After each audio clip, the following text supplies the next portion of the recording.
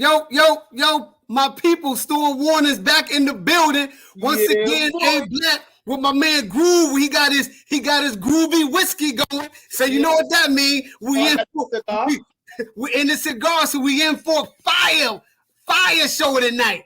Yes, sir. Man. Tonight, man, we got a very, very special guest. One of my favorite players at UM. Mine too. Love to play on the video games with, man. You know what I'm saying? From a Miami Central. You know what I'm saying? Just kind of go over some of the topics tonight. We're going to talk about, of course, Jaheim Singletary. We're going to talk about the start of fall count, position battles, the top 10 players on each side, our top 10 players. Our top 10.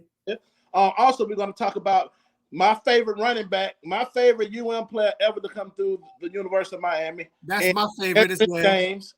You know what I'm saying? We're going to talk about him and Coach Jimmy going into the Hall of Fame together. My favorite coach, Jimmy J. You know what I'm saying? But first, we're going to bring in this guy right here, man. He hails from Jacksonville. I'm sorry, I'm tripping. He hails from Miami, Florida, went to Central High School, played at UM from 02 to 07. Some of you guys may know him as number 8. I know him as D. Jenkins. Darnell Jenkins, man. We're going to bring that man in, man. Darnell Jenkins, man. What's up? What they do, y'all, boy? What's happening, champ? What they do? Chilling, man. Glad you could join us tonight, bro. Glad you could join us tonight. Appreciate y'all for having me. Good show, man. Got a good show going. You know, I got to spark my stick, man. You know what I'm saying? Yeah, this is like a ritual ready for him. He gotta have a cigar and some type of beverage. some of that oil, like they said down in South Florida. Ain't that what y'all call that? That's that oil for real. Oh, see, yeah, they call that. Good to have you on, man. You know what I'm saying? We've been following each other on IG, man, and you very cool dude. I hit you up, man, and it was just like, man, say no more. Just let me know when, and I'm there. And just appreciate you being a man in your word, man, and not being, not being stuck up, man. Just kind of give you the rundown on our show. Now we got to let you know that you got to be real.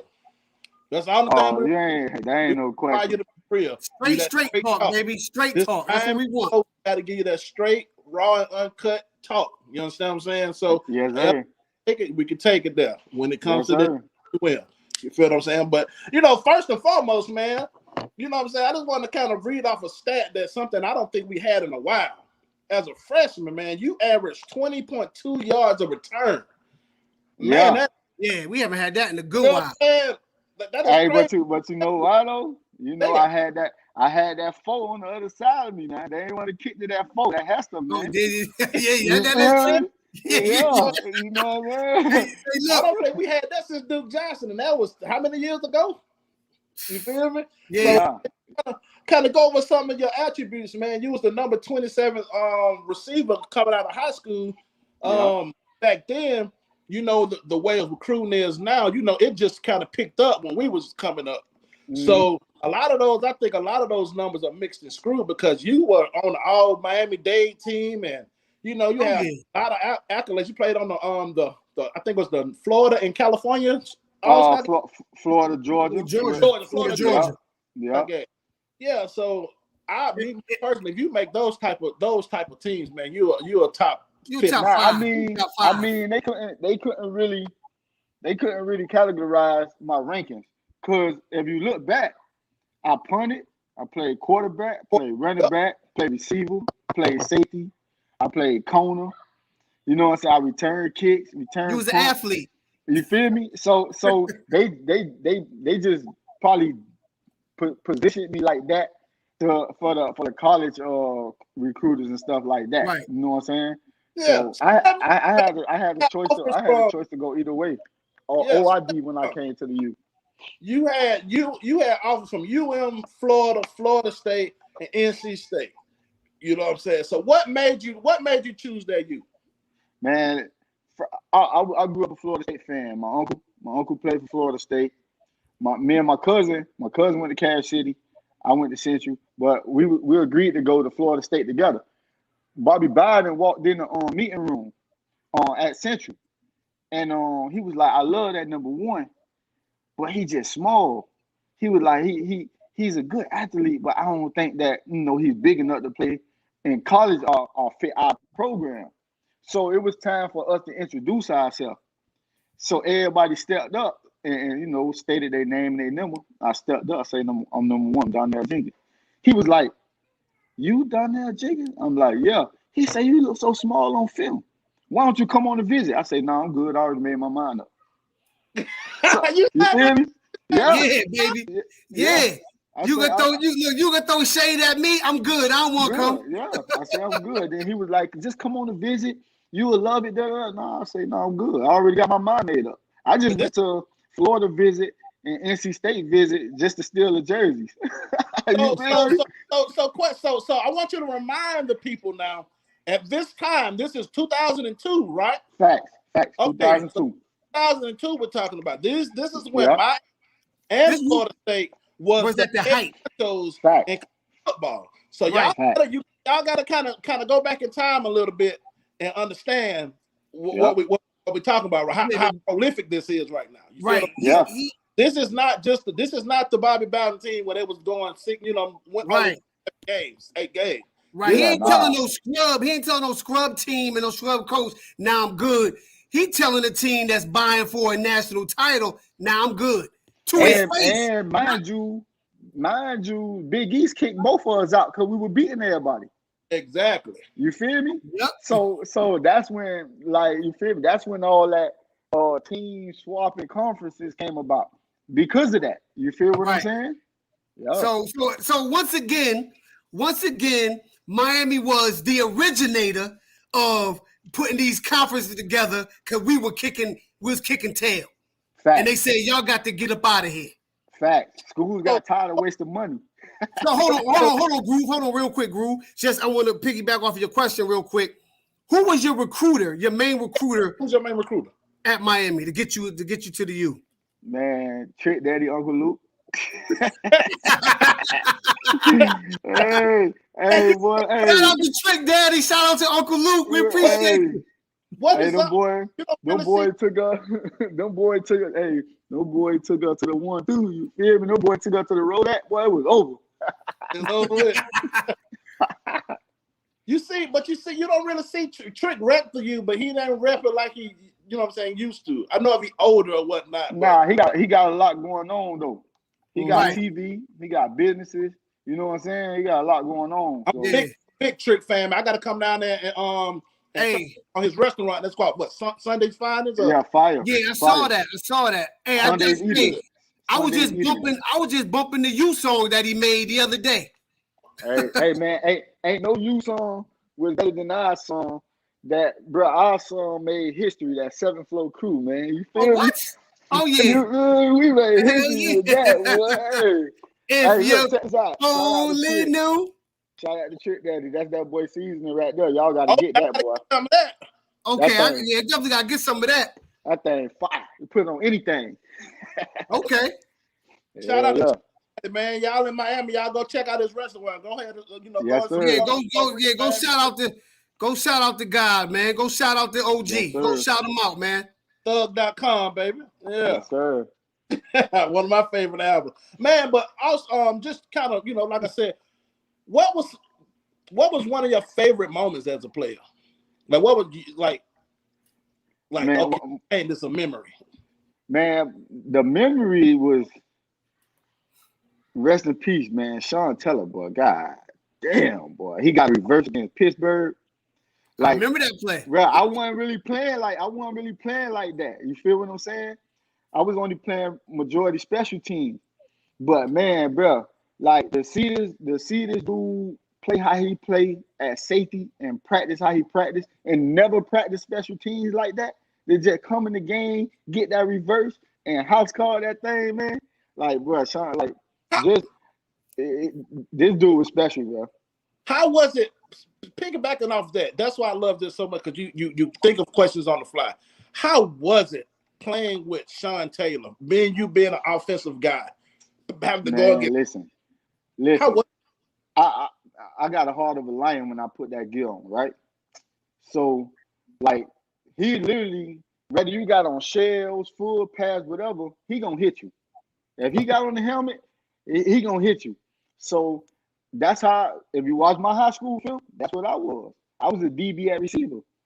You know what I'm saying? So I went against him a couple times. You know what I'm saying?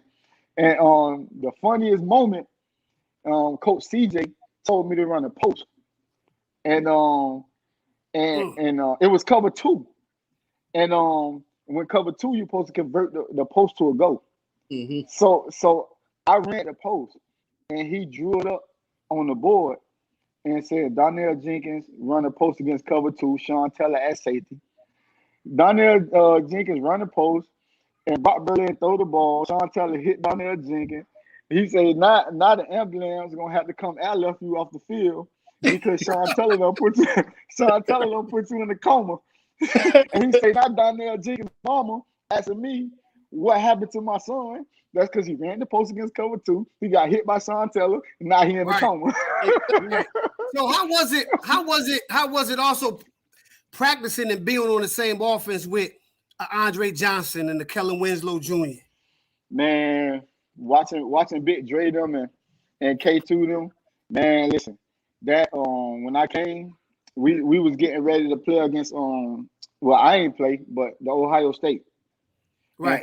And seeing Big Dre, bro, Big Dre was just different, bro. And K2 was just crazy. Like he had that mentality. Well, he had that Shocky ×2 mentality. You line up in front of me, bro, it's over.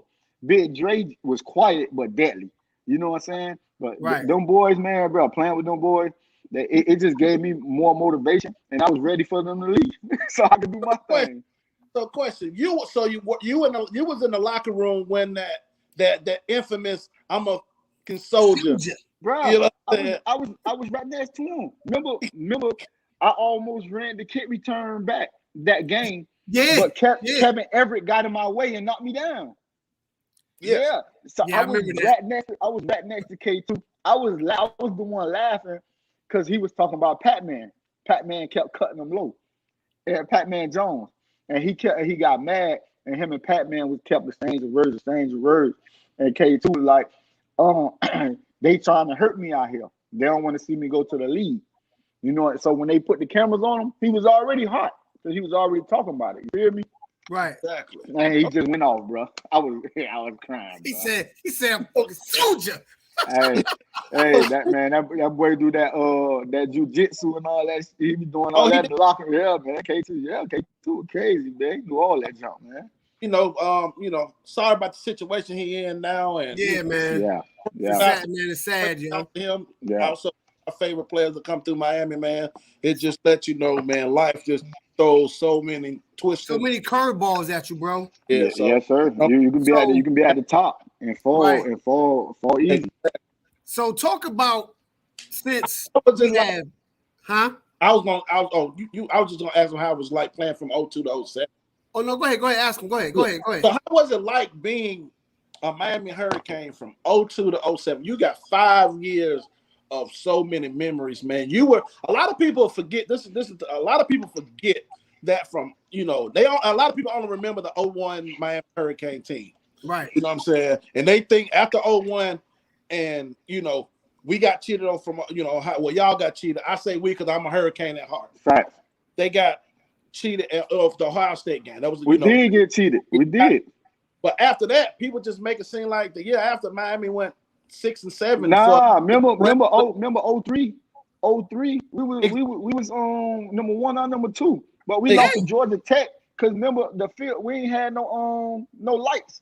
I remember that because of the hurricane. Yep, you had no lights. Yes. Yeah. If we would have won that game right there, we would have been going to another national championship. But that's a lot of people only say we ain't did nothing in 20 years. When that's the case,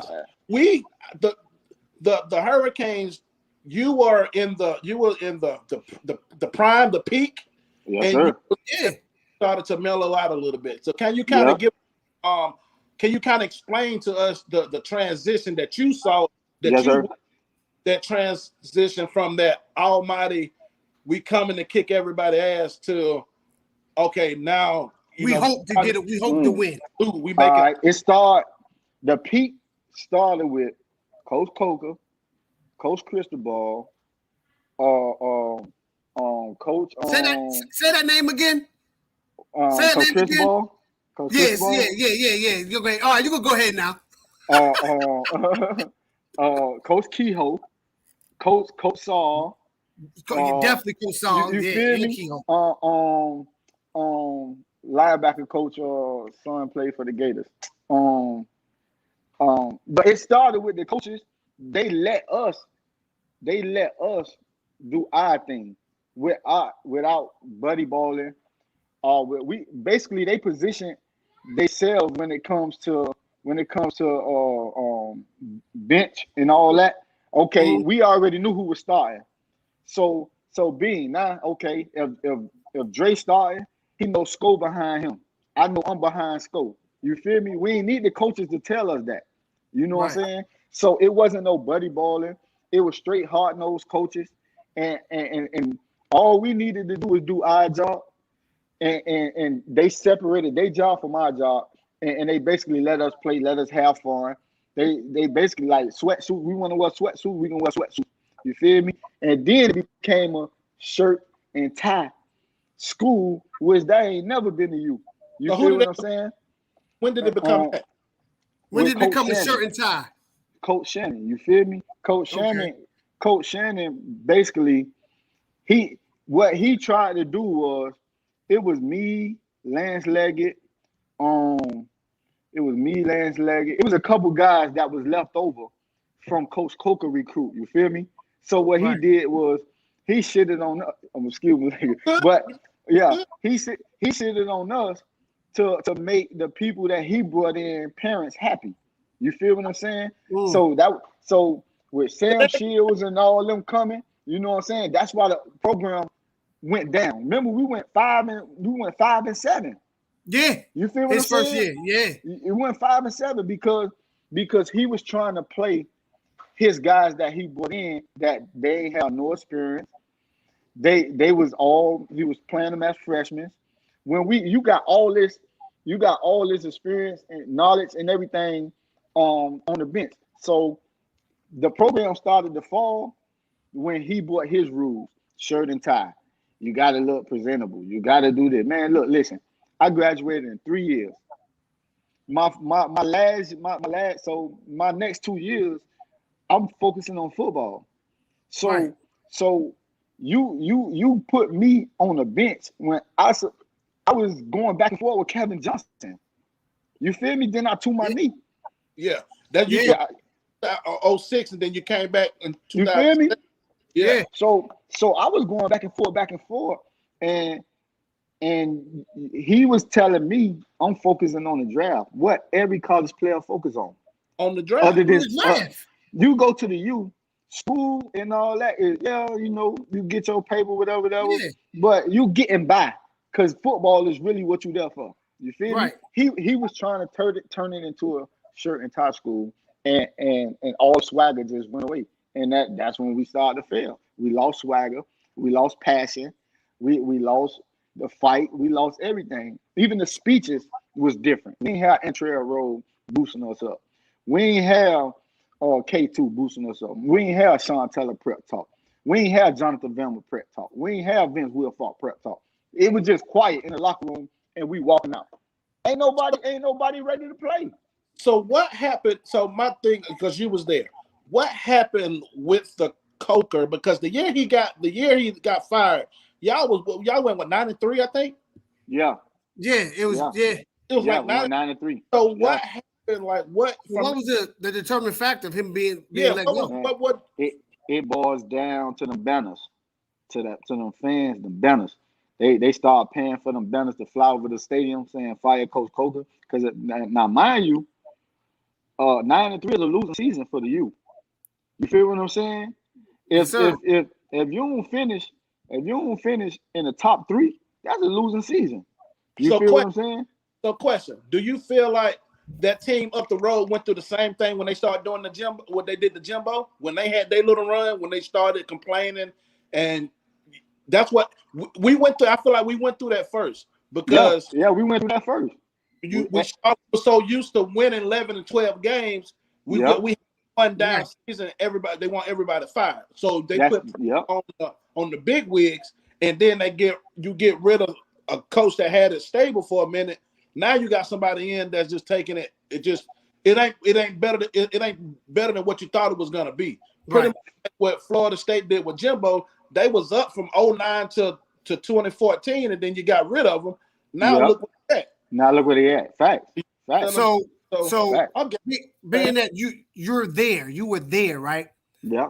Talk about this brotherhood that many former Miami players talk about it being a brotherhood. Speak on that. Man, when it comes to that brotherhood talk, like, bro, whoever you cool with, that's who you cool with. Whoever you hang with, that's who you hang with. They say it's a brotherhood, but that brotherhood been walked out the door when Ed Reed and them left. You feel me? Ed Reed and all them kept the teams together. They kept everybody together. You feel what I'm saying? They was leaders.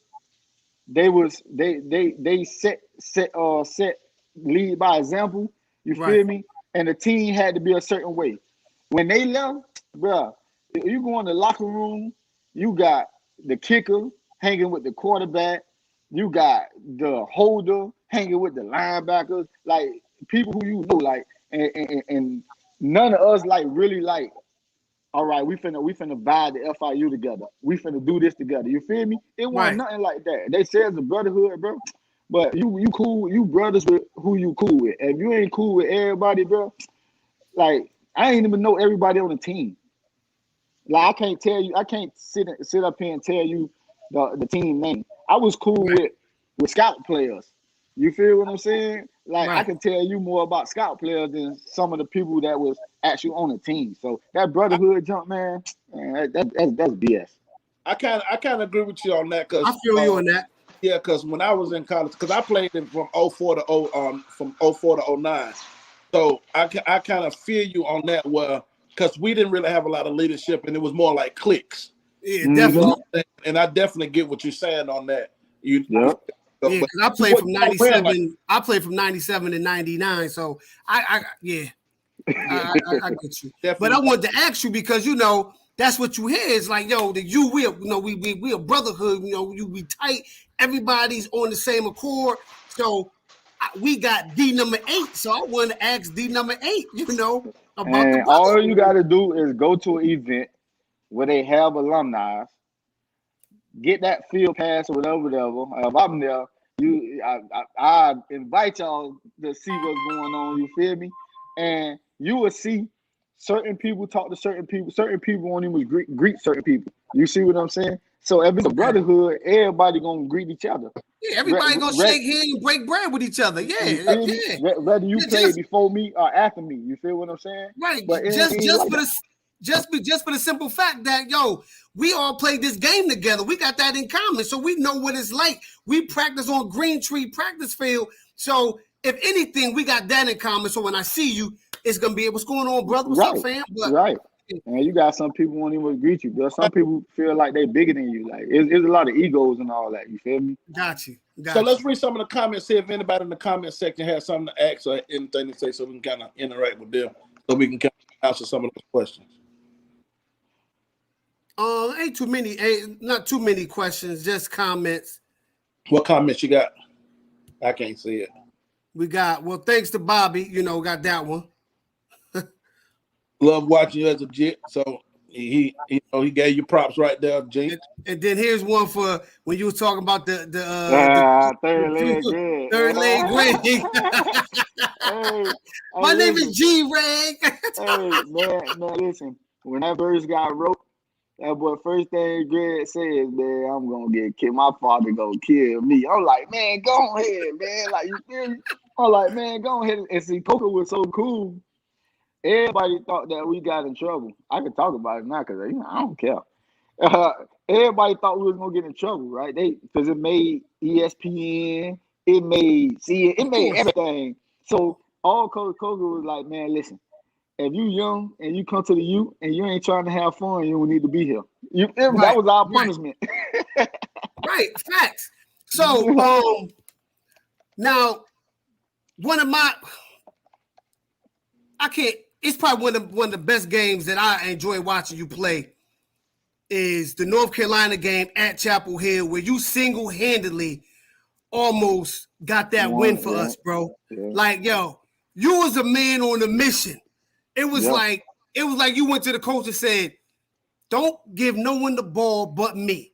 Like you went completely off there. That like if that game right there, that to me that put you in lore. Yeah, because listen, and I'm gonna tell you how they tried me. Horace Copeland had the longest run in history catch as for a receiver, right? Sonora's Moss had a 93-yard against Temple. Yep. I mean 97-yard against Temple. I had a 97-yarder that game you talking about. And I look at the history, why Sonora's name mentioned and Copeland's name mentioned, but not me. Yeah, why is that? Because you know why? Because Coco won the coach. Because you know what I'm saying? Like the coach, like Coach CJ would have made sure Coach CJ kept everybody in line. He kept everybody stacked. He could tell you everything about how the whole game went, blocking from everything. You feel what I'm saying? So we were losing. So it didn't matter who put up what. We still had a losing season. So it's like ain't nobody care. But at the end of the day, me walking into that school and seeing my name in that category, you know what I'm saying? I can bring my kids and show them. I can't even do that. You feel what I'm saying? Hey, whoever's in charge at UM, you know, you got two diehard UM fans. Me since '84, TJ since '90, Groove since '92, and you got D number 8. If anybody from the university sees this, you guys need to put Mr. Jenkins up there with the 97-yard touchdown catch and run against UNC. Him and Sonoris Moss are tied for the longest. Yeah. Hey, if we're gonna do right, we gotta do right by all our former players, not some of them. All our great players. So if anybody from the school see this, Coach Diaz or Coach Likens, your receivers coach right now, hey, give Mr. Jenkins his just due. Because the man's a certified goon. Yes, certified goon.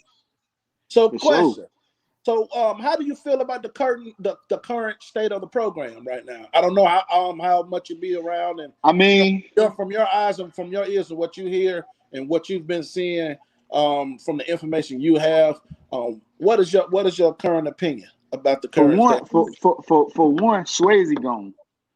Swayze not there. That's one. He had FIU. That was FIU beat Miami. You feel what I'm saying? Swayze bring that fire to the weight program. You feel what I'm saying? He the one coach from the Adrian James and all that. You feel me? So for one, Swayze gone. For two, I gotta say one thing. Coach Freely a dog now. You gotta give him some time. Nah, I'm going by what I know. Like you feel me? Okay. I ain't discrediting nobody. I'm just saying, like everybody when Sway's there, Plexico come there, Ocho Cinco come there, Derek Gibson come there, Mike Doss come there. People that ain't go to our school come there and work out. Yeah, and work out with us. Yeah. You feel me? Mike Doss. All them used to come. Bro, no. The funniest thing when I'm gonna get back to the question when Andre Johnson beat up Finnegan. When this dude tried to come to UM and work out. This dude walked in the weight room. All of us looked at each other like, bro, this dude serious. Bro, this boy about to get mollywopped in here. You know what I'm saying? Hey, you messing with Big Drake, boy, you about to get mollywopped, boy. You know what Sway said? He said, nah, y'all don't do nothing. He said, man, hey, I'm glad you came. I'm glad you heard about me, but you ain't welcome here. You feel me? Like, if that happens now, if a professional or somebody come out to work out, they'll let him. Then he ain't gonna get done. You get what I'm saying? So all that play a part on, you know what I'm saying? Like, right. Crazy, man. Crazy. I got a question for you. I'm not sure if you watched our receivers, current receivers, if if you can sit down in a room with Mark Pope, because I think he has tremendous ability. What would you say to that young man to get him right, for him to start showing why he was a 5 star? More confident about himself. Yeah, bro, catch the ball, do more ball drills. That's his only problem. His speed there, his route running there, everything there. They catch the ball. You feel like at the end of the day, your job as a receiver is to block, get open, and catch the ball. So what drills? What advice would you give him? I would tell him what would you give him as far as with catching the ball? What kind of drills would you give him? After practice, you do some jugs. You get with the quarterback when you're tired, and you run the deep route tree. Hitches and all that, that's easy to catch. His problem is dropping deep balls. Yeah. So after practice, you do your jugs, and then you grab any quarterback and just say, "Hey man, throw me three on this side. Give me a post, give me a corner, give me a go. On this side, give me a post, give me a corner, give me a go."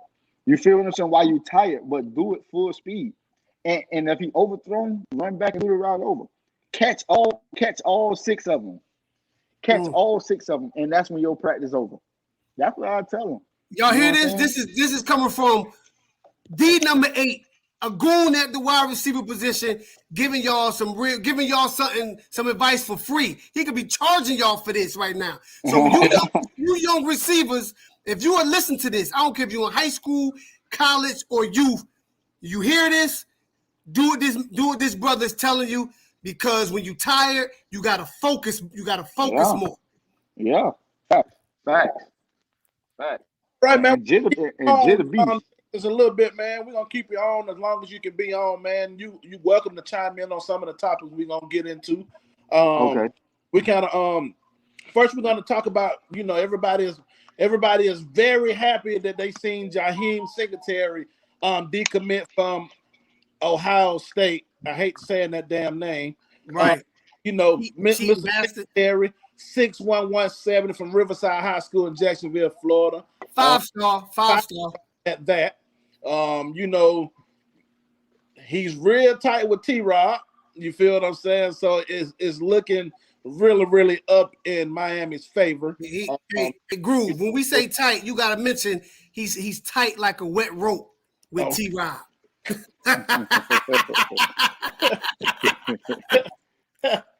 Yeah. So what's your opinion on this kid, man? What you thinking, D Black, man? What you thinking? Man, I'm thinking, a person that can shut down one side of the field. 6'2", long arms, press, because that's what we're going to play. That's what we've always played, press. He got good hips, and you pair him with what we already got committed, Traquan Fegans and Chris Graves. Like, bruh, it's... And not to mention, we may get Marquise Williams, who's gonna be exactly, bro. You gonna be coming here on the 11th, so we may be getting him as well. You know the name I got for this secondary? We just gonna call these DBs. We just call this secondary. We gonna call them Octopus. Octopus. Yeah. Oh yeah. They're gonna cover everything because they got long arms, bro. You gotta look at it. They all over 6 feet and they all got long arms, bro. We just gonna call that the Octopus crew, bro. So, question, Jake, what was Kamari? We forgot Kamari Rogers. Kamari Rogers also. So Yeah. Question, as a receiver, what type of cornerback that you didn't like going up against? What kind of receiver gave you? What kind of DB gave you problems? Everybody when it comes to press, Alfonso Marshall, Antrell Roll. Because they wide lock you. So what they do is, how coaches teach you swim moves, knock the hand down and stuff like that. But they lock in your shoulders. So they wide lock you. So it's hard for you to knock their arms down. And you get what I'm saying? So I hated going against corners like that. Because for that, it's only one thing that you can really do is just speed release. You can't play with them at the line. You just got to go. So if they explain to grab the people. you, Okay, go ahead. My bad. Now, if they grab you with both of their hands, it's over. It ain't nothing you can do. And look, and Antrell Rowe was a yoked cornerback. He was strong too. He was strong. And Fonzo Marsh was too. Oh yeah. Yeah. Gotcha. Okay. But what do you like most about Singletary from watching this film? What you like most about Singletary? I like his ability to flip his hips, man. Yeah, he's very fluid at the cornerback position. Yeah. And I don't think we haven't had a cornerback like that as far as just fluidity since to me Artie Burns. Artie, he was, you know what they say, tight hips sink ships, bro. Especially at corner. Yeah. So but it's like I said, he's looking, from what I've read, he's looking to kind of take his recruiting until the season. He's going to take an official visit to Miami. So hopefully, I think he'll probably make a decision around October. October, and kind of lock things down. But now these kids change their mind so much. It may be a situation where he do it in the beginning of the season before his first game. So after we shocked the world on September 4th, he probably make that commit September 5th. Exactly. Okay. Speaking of, we're gonna ask him that. What do you think about the game September 4th against Alabama? What do you think Miami needs to do? Miami need to come out from the kickoff. They need to come out from the kickoff and play aggressive. Because at the end of the day, athletic-wise, we match anybody. Our skill positions match anybody. It's always, we lose all our games up front. You feel me? So if the O-line and D-line do their job, it's going to be a shocker. Because Joey Galloway and all their comments and, you ain't got a chance. And, man, all right, y'all say that now. Then when they win, what y'all going to say? Hey, I'm glad. Hold on, Groove. I'm glad you brought that up. Now, I'm glad you brought that up because I always I want to ask a former player how they feel. How do you feel when you see a Joey Galloway talk about Miami who? They need to go back to the 90s. Like, bruh, what you trying to say? This Alabama team could beat our 2001, 2, and 3 right, team? Fact. No. But that's that. I look at it like a reporter don't know Miami history. He just talking. You feel me? Right. And I be like, I like that happened was Miami beat Bama, and he had to interview one of the Miami players, and I hope they're a city dude, and let them have it. You feel me? Right. You know what I'm saying? Have that little inner AB. You feel me? Let them know how you really feel. So, question: Who you would say if this is one of your squads playing this?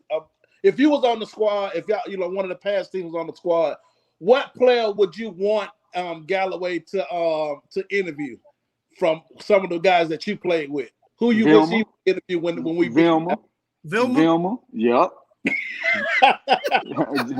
let him have it. JV will let him have it. JV, he gonna let him have it when they sit down in that studio together. He gonna let him have it there. JV was a real dude. Oh yeah. That's how much. Hey, that's like when we won the national title that year, and Ed Reed crashed the studio booth. You remember when Lee Corso and all them? Ed Reed crashed the booth. You know what I mean? Uncle Ed was that dude too. Yeah. Hey, I don't know if you've been keeping up with the Central Boys. We got a linebacker, Wesley Bissett, that's supposed to commit to Miami. He looks just like Vilma out on that field, bro. You gotta check him out this year. Yeah, he played the Rockets. You gotta check him out. No, but he was number 17 too. All right, yeah, say that. Wesley Bissett, check him out, bro. He gonna put you in a state of mind as a Vilma. I'm telling you. Put him in the middle. He gonna control the defense, bro. Make sure everybody's in the right spot. The young man can ball. Check him out, D. Check him out. All right, I'm gonna check him out. So everybody knows tomorrow is the big day. That represents the start of football season. You know what I'm saying? We got to give a round of applause. It's been a long time coming. Yes. So hopefully this season be a lot better than this COVID season that we had last year. But it's the start of fall camp, man. speaking of your experience of being a former UM player, what was it like? The starter camp on Green Tree in the heat of the summer in South Florida. Can you kind of explain that to the people for the one that doesn't live there in South Florida? Paint a picture for us. And you got that picture with the helmets and the shoulder pads and all.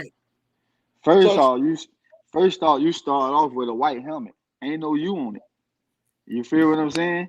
So first you start off like that. You feel what I'm saying? Then you look across and you look against you seeing everybody from schools that come in. You seeing people that's already there that you looked up to while you was a junior, senior in high school.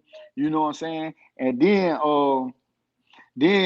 the first thing when you step on that field is, man, look, man, I'm going to the league. You feel me? Cause bro, listen, that practice is like you scrimmaging your rival. You get what I'm saying? It ain't no friends, ain't none of that on Green Tree because somebody always watching when you step on that field.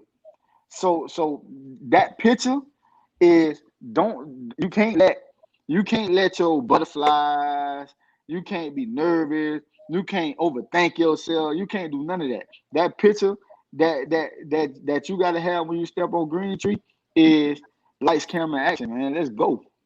Right. So what was some of your fondest memories in fall camp? Like me, when I made a post, I had made a post here early this week saying, man, I miss fall camp, because you're prepping for the season and the summer workouts over with, so it's kind of sour relief with that, and you kind of now it's getting close to game time.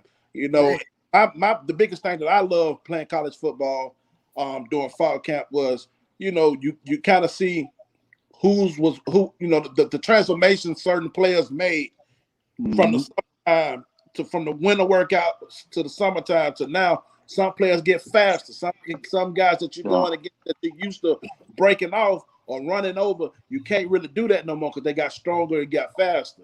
That overall development, man. Just to seeing your team develop, I enjoy that. Like, okay, yeah, we could count on you this year because you looking the part right now. Exactly. You got, and then you can see some of these young guys that's putting on pads now. Now you can kind of see, okay, now I see why he's highly touted. Now I can see why they're talking about this kid. So do you have anything like that as far as your experience that you can kind of elaborate on? My experience from that is like a particular it was raining. It was raining one day and Frank fumbled the ball. And Eric Moncourt, Frank Gore. Frank, so say that again, who? Frank Gore. Boy, you play with some goddamn dogs, boy. Certified goons, bro. He fumbled the ball. It was raining. I'm talking raining bad. And the ball was just twisting in the rain. And Eric Moncourt tried to pick it up. Man, listen, I ran full speed and I knocked all the cushion out of his helmet. I knocked the ear pads. I knocked the airpiece. I knocked everything out of his helmet. Everybody went crazy. Hey, that moment right there. Hold on, that he's doing something. That moment right there, man, bro. Hey, I said, man, I already know what time it is now. Hold on. You good, man? You good? You good, man? You know the kids. You know how the kids be. Right. Hey, man, this is great right here, man. We getting it from one of. Look, man, we getting it from one of them top dogs that we had in our program, man. Certified baller, doesn't get the props he deserves, but he gonna get him here tonight. Exactly. He gonna get him here tonight.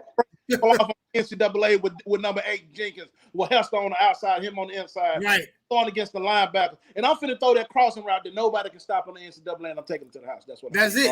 And they couldn't play because that overall was in the 90s. You feel me? Exactly. That's why I used to do that. You know what I'm saying? Speaking on that, man, a lot of people don't know you played running back and receiver at Miami. You know what I'm saying? Your last year, 2007, you had over 600 yards receiving and rushing. They lined me up at quarterback, They lined me up at quarterback. We didn't get a chance to do it. We were supposed to do it against NC State.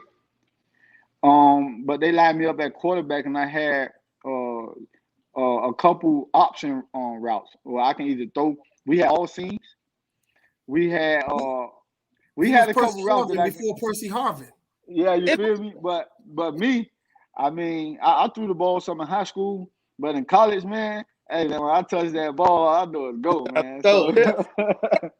Because it was crazy because it was like you had two Hesters on the field. Right. Mm-hmm. You know what I'm saying? Not to compare, Hester is Hester, he's you know what I'm saying? But that's so, and it was kind of like you had to pick your poison at a certain point in time at UM. You know what I'm saying? Hey, how fast was Roscoe Parrish? Like how fast was Roscoe? Because in high school, Sco ran the 100. Him and Frank got 7 and 8. So they ran the 100 against us. We smoked them boys. But when we got to college, man, I say, boy, I don't know what their program done to you, but couldn't touch Sco. Hester couldn't beat Sco. Sco was fast. So who's the fastest? Who's the fastest on the team? Because people hear Hester and automatically think Hester was. Nah, man, Sco was faster than Hester, man. So who was the fastest? Who was the fastest UM player when you was there? If you go each class. Who was the fastest? Right, who's the fastest? When I first got there, I would say probably Sonoris. When I first got there, and then as the years go, Sam Shields, bro, that boy Sam Shields was on another level. I remember seeing Sam at the Alabama. They said he ran a 4.2. Is that true? Hey, bro, he broke that's legit. It was like that in Alabama.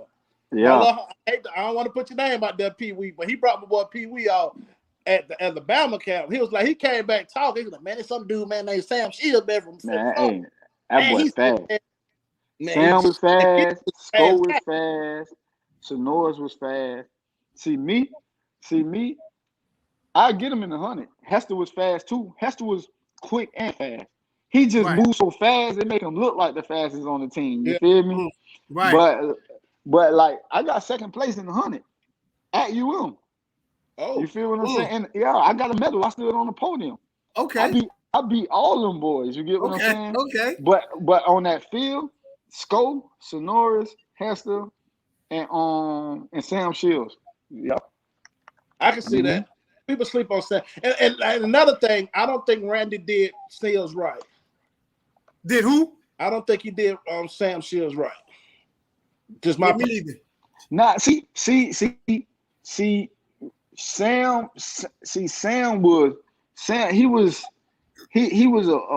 he wouldn't speak up for himself. I took Sam up under my wing, you feel me? And I fought for Sam. You feel what I'm saying? Right. And he can. It was crazy when I seen him get switched to defense because I mean he's an athlete, but he was a better receiver at that time.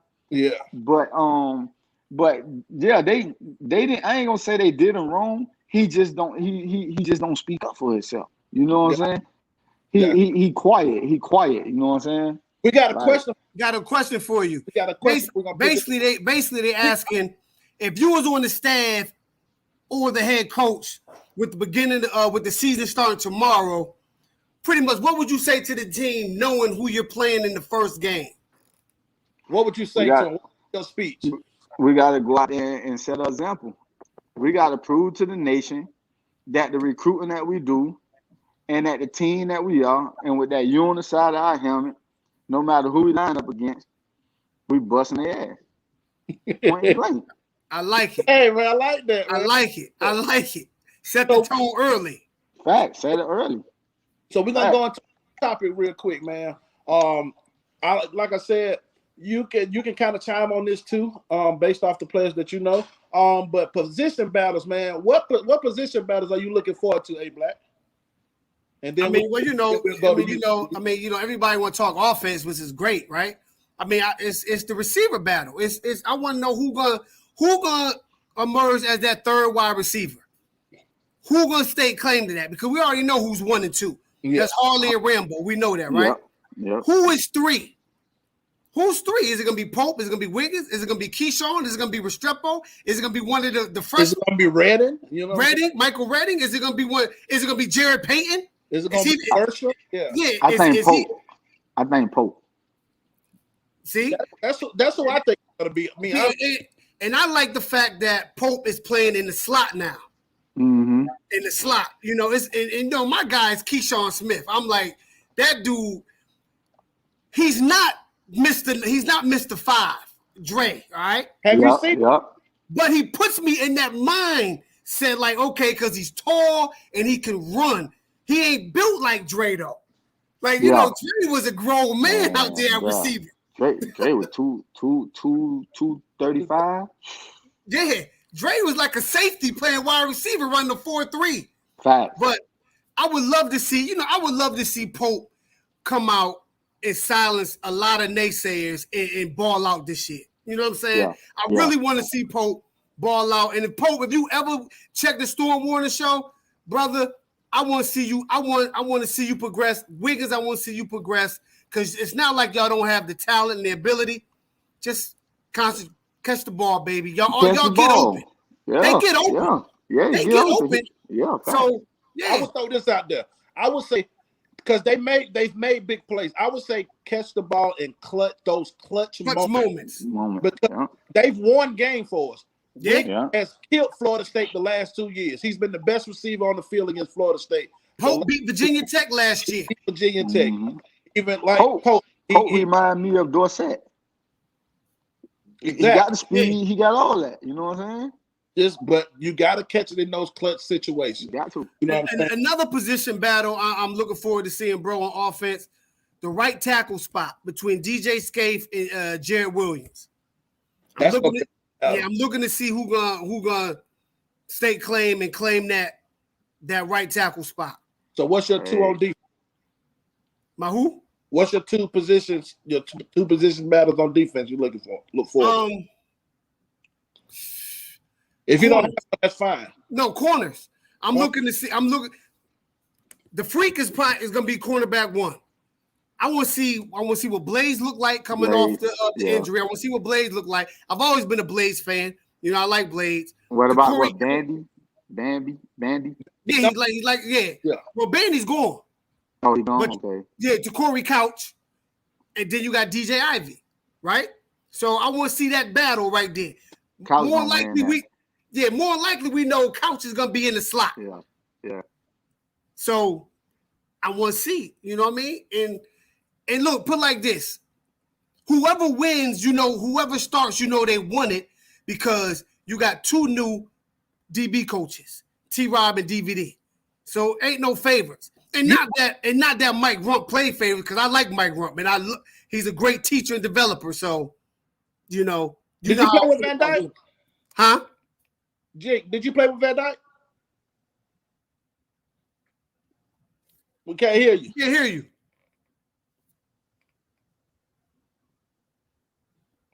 You muted yourself.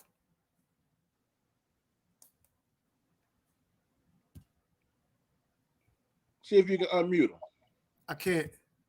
Unmute yourself. Just come back and come back. Go out and come back in. Come back here. We'll get him back. We'll get him back on. You got another battle? There you go. See if you can unmute him. There it is. Yeah, there you go. Yeah, DVD came after me. Okay, gotcha. Okay. Do I have? I mean, the defensive end spot. Gotcha. Defensive end spot. You know what I mean? Yeah. Put like this. Yeah. I want to see what this defense in general is going to look like with Manny and now Coach Shoot there. I want to see what it's going to look like. What's going to be different. I want to see the new, I guess, gadgets that they're going to bring. That's what I want to see. I want to see some versatility to this defense. You know what I mean? Something different. That's going to catch Bama off they ish so we can bust them in they ish. So I just want to see the defense come and be, like Manny say, a Miami Hurricane defense. Like, yo. Back it was in 2017 and 18, and when he first took over the ship. Like it need to look like what we as Miami fans know what a Miami Hurricane defense looks like when we're winning ball games and we're dominating. So Jenkins, I asked you the same question. You don't have to you don't have to give me a lot multiple. You can just tell me what position battle that you're looking forward to seeing as far as with the current Canes.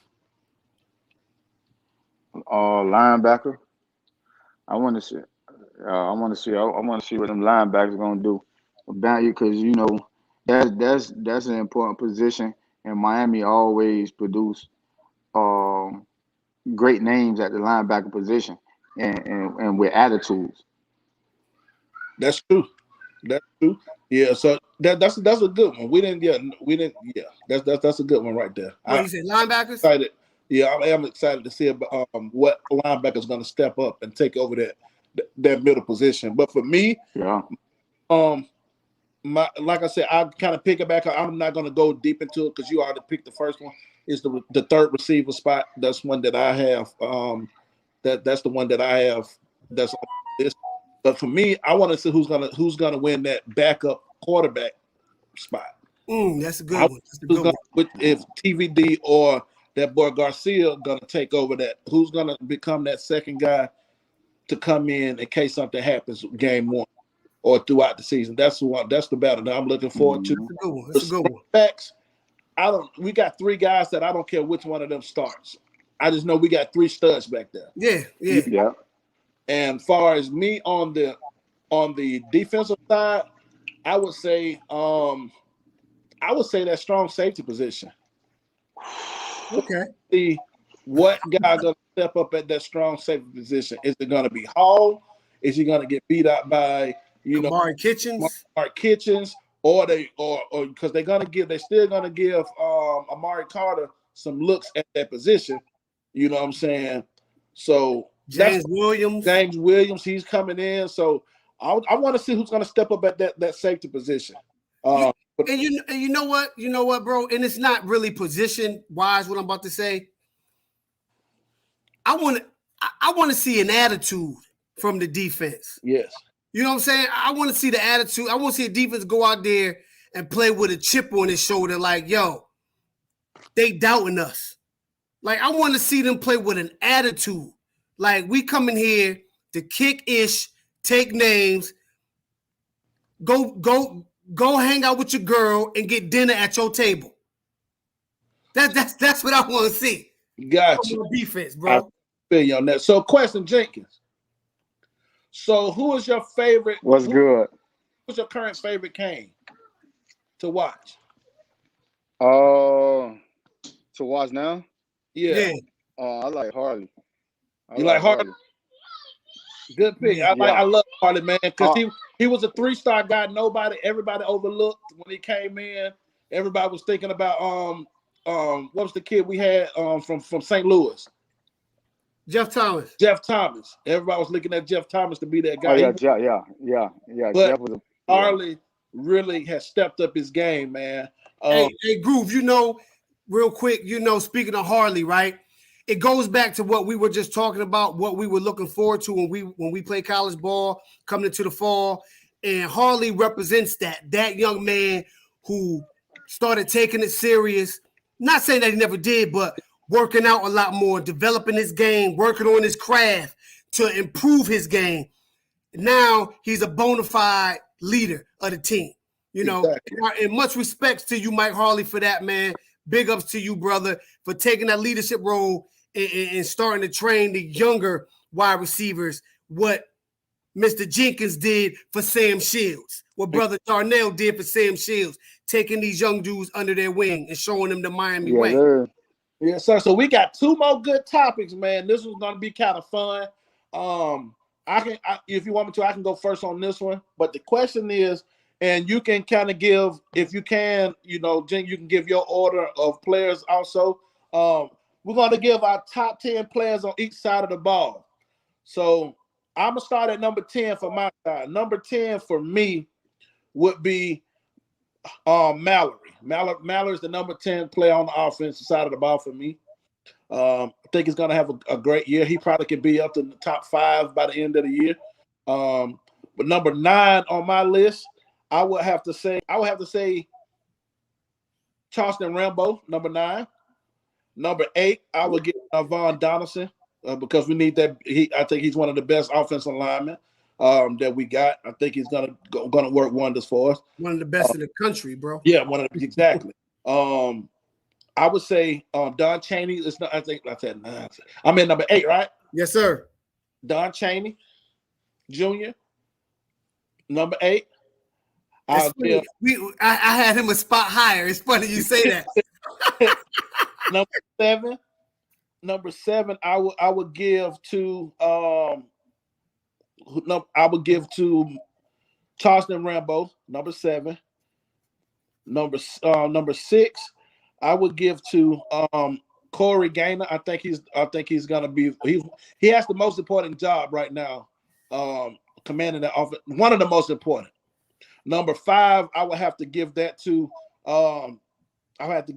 Mike Harley.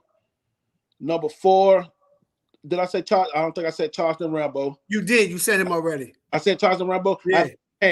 I go Cam number 4. Okay. Number 3, I would have to give that to Cam Harris. Number 3. Okay. Number 2, I would have to give that to Mike Harley. And number 1, I have to give to De'Aaron King. Got you. We agree with 1. We definitely agree with 1. You left off. I'm sorry, Zion Nelson. I'm sorry, Big Zion. He 1A, 1B with me. Both of them are important to me. I'm sorry. Okay. So I'm sorry. I should have wrote it down. So number 10, I got Mallory at 10 as well. Right. I got Mallory at 10. I got Keyshawn Smith at 9. I got Jalen Knighton at 8. I got Don Chaney at 7. I got Big Donaldson at 5. I got Zion at 6. I got Cam at 4. Rambo at 3. Then I got Mike, Mr. Consistent, Mike Harley at 2, and I got De'Aaron King at 1. Okay. All right. Defensive side of the ball. Number 10 for me will be DeAndre Johnson, the DN transfer that we got in. That kid, he was making plays all over the field. Number 9, I would say, just based off the guys that I like, I would say Al Blades, number 9. Number 8, I gotta go Gervin Hall, number 8. Number 7, I gotta go Ivy. Number 6, I gotta go. I gotta go with Big Ford, man. Number 6, Big Ford. Number 5, I gotta go with Nesta. 4, I gotta go with DJ Ivy. 3, I gotta go with Bubba. Number 2, I gotta go with. I don't think I said. Did I say Nesta? Yeah, you said Nesta at 5. I said Nesta at 5. Yeah. So 2, I would have to go with Firesen at 2. Okay. I think he's the second best overall player. And number 1, I have to go Tyreek Stevens. Did I say Bubba Bolden? Yeah, you did. Okay. Number 1, I gotta go with Tyreek Stevenson. All right. Number 10, I got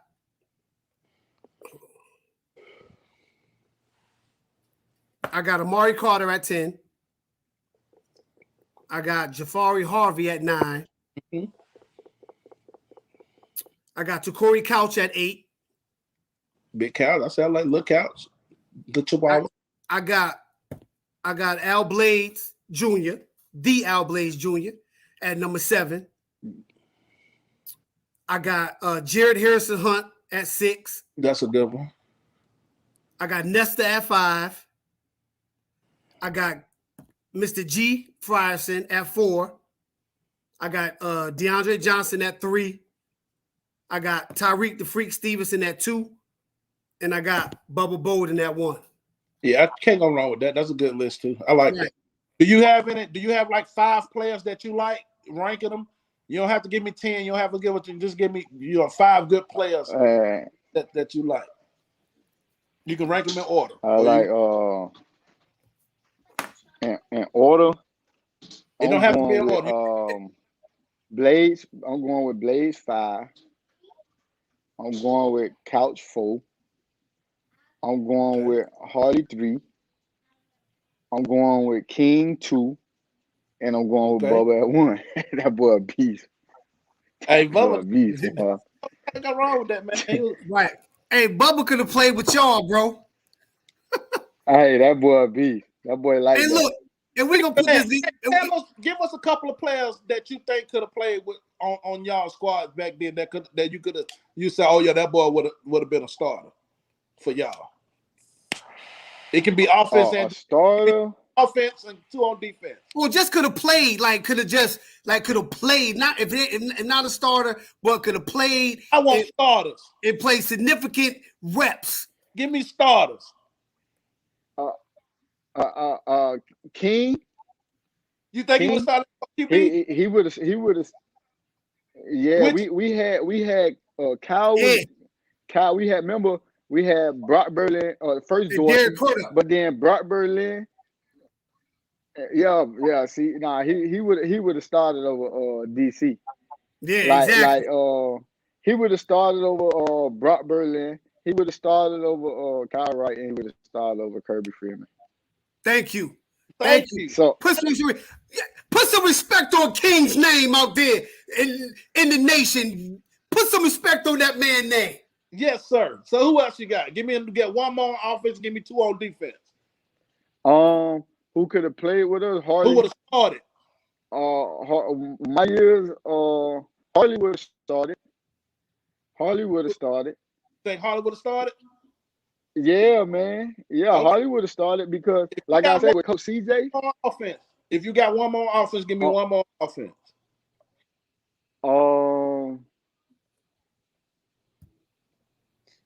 It can be from 2 or 3 years from now. 2 or 3. It can be from the last 3 years. Okay. It can be from the last 3 years. So 15. Shit. The light skin one. Okay. Which it was 2 15s. Both of them got drafted in the first round. Nah, the one went to the Dolphins. Jalen Phillips.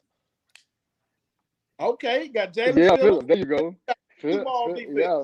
Hey, our man Max said Nevon. Our man Max said Nevon would have started. He said. Who? Levon Donaldson. Offensive guard. This one I got. Yeah. I mean, give me 2 more on defense. 2 more defense. You can get it. Let me see. I'm waiting to see if you're gonna name the person you put number 1. Bubba. You think Bubba would have started? Yeah, of course. It would have been him and Kenny Phillips, him and Brandon Mayweather. You feel what I'm saying? Hell yeah.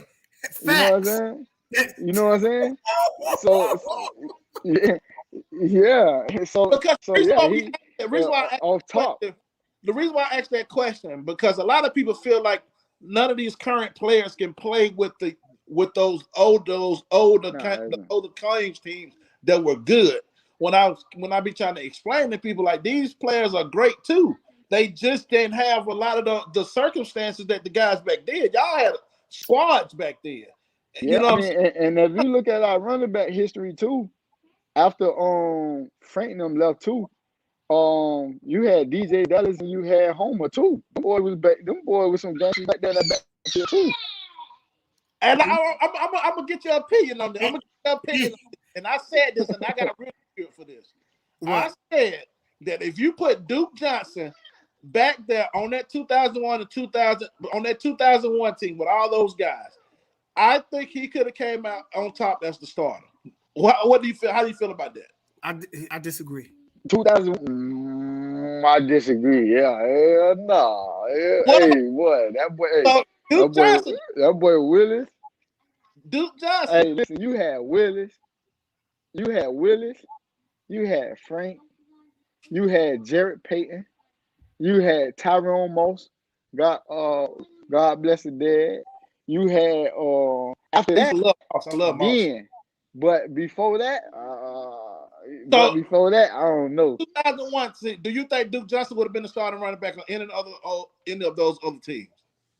Say it again. After 2000, after 2001? After 2001. Or 2002, really, because that was Willis's last year. I think it was right. I think it was, but hey. After 2002, he would have been back. He would have been the backup to Frank. I can give you that.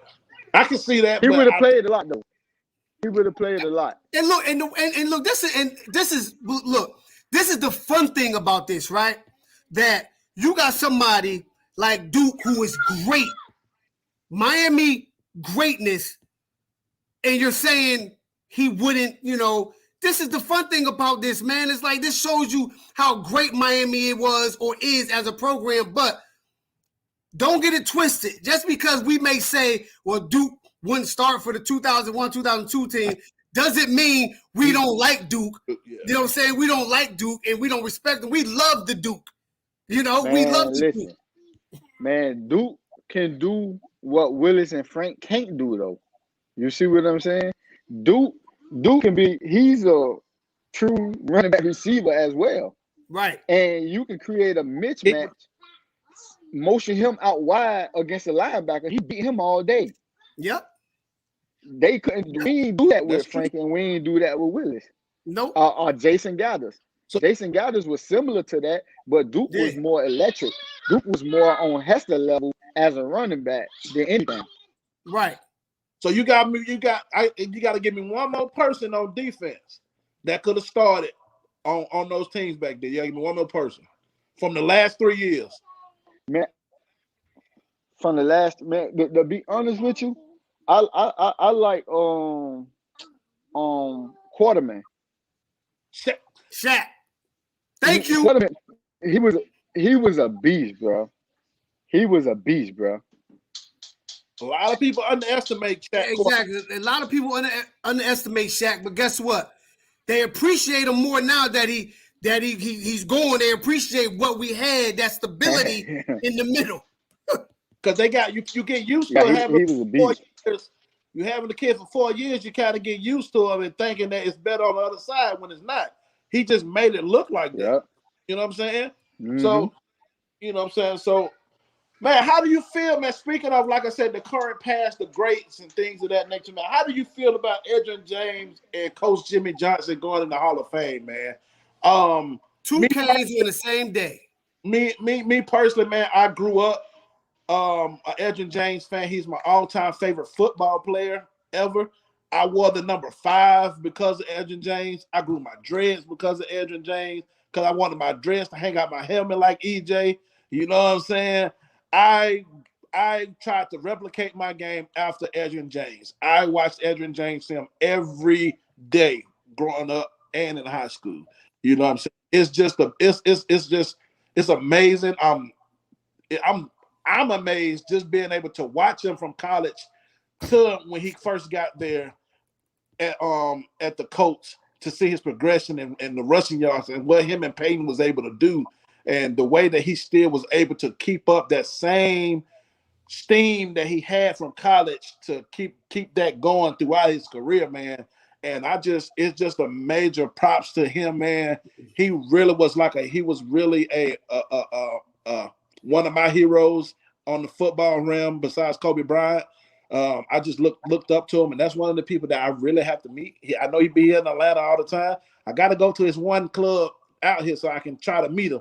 Cause that's my all-time idol on my bucket list of people. Hold on, before you answer that, Jinx. Now I got a story to tell about EJ real quick, right? I love Edgerrin James, my favorite UN player. You know, I couldn't model my running style like him because I'm not as tall as A. So my pattern was like Barry Sanders. You know what I'm saying? But funny thing, when I was in college, I had locks too, right? We went out to a club. This was when EJ was at the Coats. And we in the club, right? And my partners, we rapping, they telling girls like, hey, yo, that's Edgerrin James right there. They're like, yo, that's go up there and say, ask him what's his name. I bet you say Edgerrin. So they come over to me, right? And my boys behind them saying, just like, yo, what if she say they say yeah. So it was a group of them. And they're like, is your name Edgerrin James? You play for the Colts? And I was like, yeah, you know, I'm on my bye week. I'm just coming check out some of my partners at college, you know. So we're on our bye week. You know, we got to play New England in a couple of weeks, so I'll be back out here. They're like, oh. So long story short, you know what I'm saying? Yo, we bagged all 5 of them off the strip of they thinking I'm Edgerrin James, yo, because I got locks. I'm dark-skinned. I was like, yo, I said, man, I feel real low right now. I said, but when I get back to this dorm room with this dime, I'm gonna forget all about that. I said, I'm gonna forget all about feeling bad. But yeah, and I met Edge one time in Miami when I lived down there. I met him in Club Bed, and this when he was coming off the knee injury. And I was talking to him, I asked him how his knee was doing, and he was like, man, it's doing good. You know, thanks for asking. I said, man, I'm looking for you to have a big season. Then he turned around, boom, 1,500 yards. Then when people thought he was washed up, went to the Cardinals and had another like 1,300, went to the Super Bowl. Yeah, man, I love Edge, yo. That's my dude, man. My favorite. That's my dude right there. Player, man. Farce football, man. It's I got to meet him before I leave this earth. That's one of my goals, to meet him and kind of express that to him, man. Because he really, he really made me focus on football, just trying to accomplish some of the things that he did accomplish, man. And just big ups to him. And also, man, Coach Jimmy, man, to me, he's probably the greatest coach ever.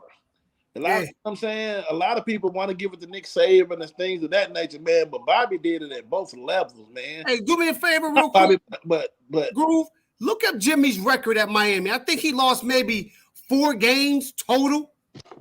But not even the record though. Look at who Nick Saban had to deal with, and look at who Jimmy Johnson had to deal with. You see what I'm saying? Facts. Leave it to the outsiders. Jimmy Johnson was dealing with prisoners, while Nick Saban was dealing with presentable guys. You feel what I'm saying? Right. So Jimmy had to not only deal with the media, deal with the school president and all that, but he had to deal with other schools and other people saying, "Oh, you took this job and you dealing with these convicts, you dealing with that." Like, he had to overcome all that. Right. So the coaching part is just a bonus.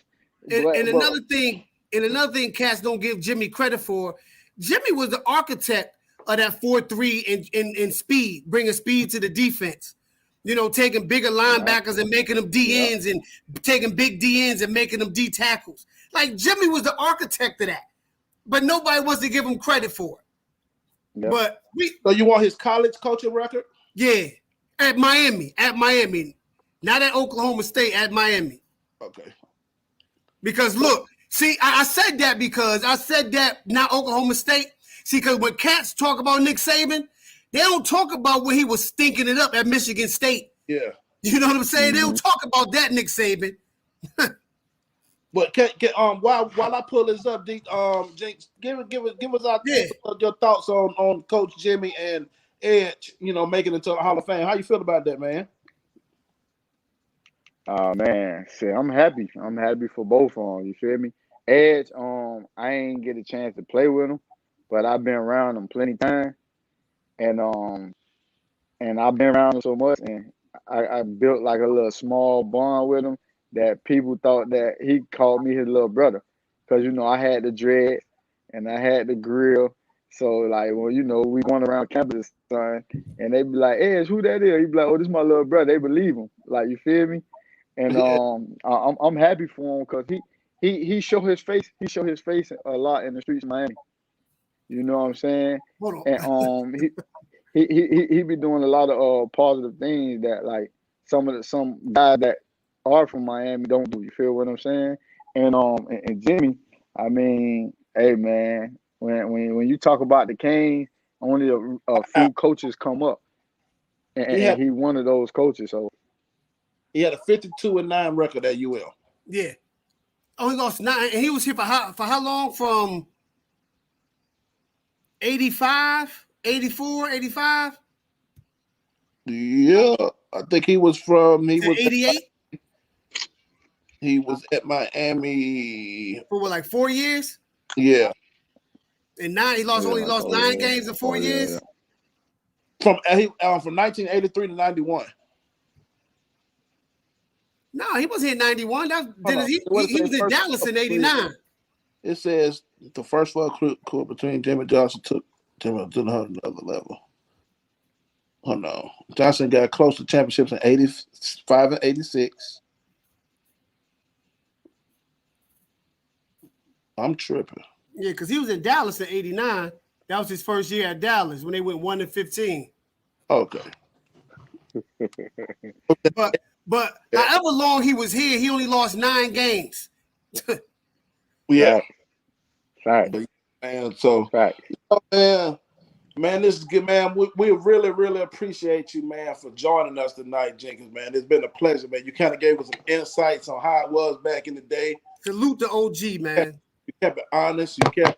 You weren't trying to fake the funk, man, and we respect that because, we try to get that straight talk on, on this StormWarning thing, man. And we're looking forward to having you, and hopefully we can get some of your previous teammates, man, to come in and kind of chop it up with us during the season, man, and giving y'all take during the season on how the team is doing.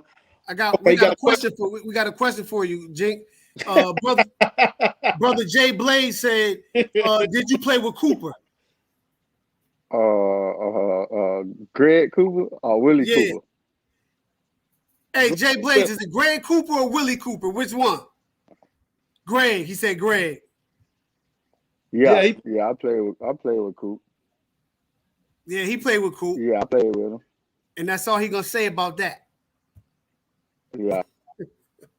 Yeah, man. But like I said, man, we really appreciate you, man, for coming on, man. Do you got any endeavors that you're doing? Anything that you like any side businesses or anything that you got that you want to promote, man? Yeah, let the people know. Let the people know if you're in South Florida, anything as far as Little League football or anything. You know what I'm saying? The floor is yours, man. Like I said, we just appreciate you for coming on, man. You feel me? Yeah, I'm a rep for Brinks Home Security, and I'm president of Florida, and I also do solar with Elite, and you can reach out to Spartan Impact Group. You can write me on IG, Nukin84. I mean Nukin10, Nukin 10. You can reach me on Facebook at Darnell Jenkins, my name, and I'm working on something in the Orlando area at Northeast Regional Park, trying to get their program off the ground. I do a lot of talking with Vince Wilfork. He joined the team with the security and solar, okay. And talking to Mayweather. I'm talking to a lot of former players, trying to help strengthen the youth in his Davenport area.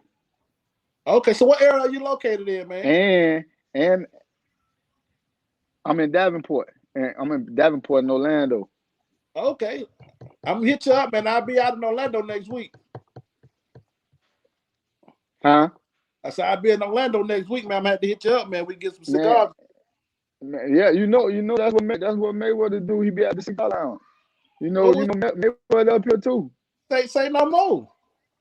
Yeah, I call Lance. I call Hester. I call B. Yeah.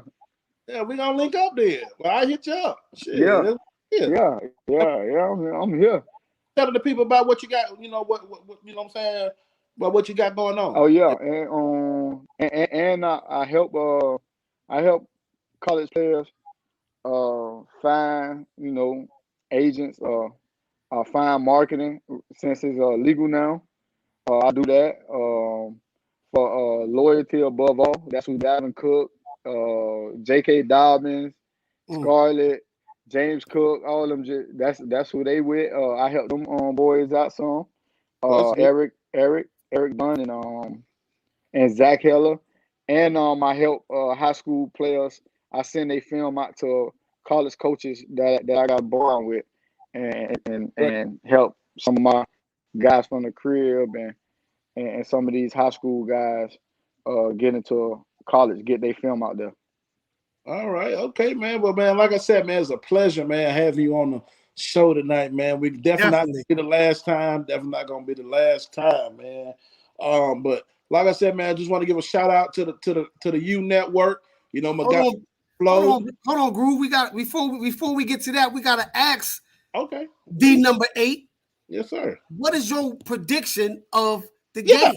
What's your score? What's your prediction of the game? What's your prediction? Score. I need a score. Score. We need a score. My prediction is 24-10. The U. Oh, a defensive battle right there. Oh, wait. Yeah.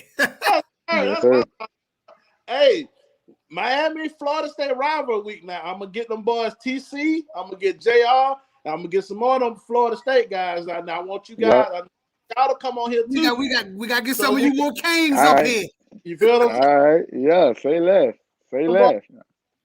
You know what I'm saying? So it's gonna be rowdy that week. Yes, sir. That game. Yes, sir. Yeah. Actually, Go ahead, shout out. You going to the Bama game? Yeah, Mayweather asked me. He asked me, do I want to go? He supposed to be I guess I don't know if they driving or getting a little bus or something. But I'll let you know. I'll keep you posted on what's what. Well, let me know because I'm there. I already got my ticket, champ. Just let me know. Hey, John, D number 8, you should be on the sideline. You, Merriweather, y'all cats need to be on the sideline. Period. Hey, man, you know, program change. Like I said, if I'm on the sideline, boy, hey, I'm an 8. You feel me? Hey, I got a coach uniform or I got a uniform on, bro. Cause hey, man, ain't no mistake. That is football. You're gonna make mistakes and stuff like that. But man, I'm talking about I have that fight. Like, man, if I see somebody lazy or something, boy, I'm gonna want to say something. You walk by me. Right, you know what I'm saying? Right. Pick that up, bro. You know what I'm saying? That's that passion, baby. But that's what the other schools. Yeah. Yeah. Man, but other schools have an advantage because of that. Yes, sir. Yeah. We about to get ready to get out of here, man. We had a good show, hour 27 minutes, man. But like I said before, shout out to the U Network. Yes, sir. And shout out to my man, Newt Darnell Jenkins. Hey, Mr. Yards himself. You feel what I'm saying? D number 8. Yes, sir. To my man for coming on, man, and you know, blessing us with your great insight tonight, man. Shout out to Max. Shout out to Max. Hurricane T2Y. That was in here. Flo, out and up. You know, I'm gonna beat you all day, flowing it out and up. You know what I'm saying? Shout out to, man, check out Kane's blog, the Miami Flow Show. You know what I'm saying? The wholesome one, man. Shout out to you boys, man. You know what I'm saying? We trying to keep Dave work going. We're gonna keep it rolling, baby. And you know what I'm saying? You already know I gotta give my intake on what I think an Ibis sound like. And you know it's all about the U, baby. Yes, sir. StormWarning signing off to you, fam. StormWarning. I'll let you jingle. And we'll be back next Thursday. Same bat time, same bat channel. Yes, sir. Or Friday. Or Friday. If something pop off, you get a storm report. So yeah. All right, D Black. Holla at you. All right, fam. Yes, sir. Yo, another great show in the books. My man Groove, the brother Darnell D number 8 Jenkins. Great show tonight. Want to give everybody in the chat a salute for coming to support, you know, coming through. Don't forget, if you're new to the channel, smash the like button, subscribe, hit your post notifications so you are notified when StormWarning will go on. Remember the Cash App at the bottom. Support the page so we can make this thing look more professional for you guys when you come into the home of the StormWarning show. But once again, you know, we are because you are. You know what I'm saying? So we can't do this without the fan support. Like, again, shout out to the U Network, the wholesome one. Max, the Kane's Inside Show, Steve-O, Dave, Miami Flow, Hurricane T2Y, Zoe, everybody that's a part of this U network, man, and just giving this great U content. Coach Hayes, Footballville, Caneville, shouting out everybody, man. D Streeter and X do a tremendous job, yo. So everybody have a great week, great weekend. Tomorrow starts our undefeated season, the first day of our undefeated season. How about that for a bold prediction? Peace.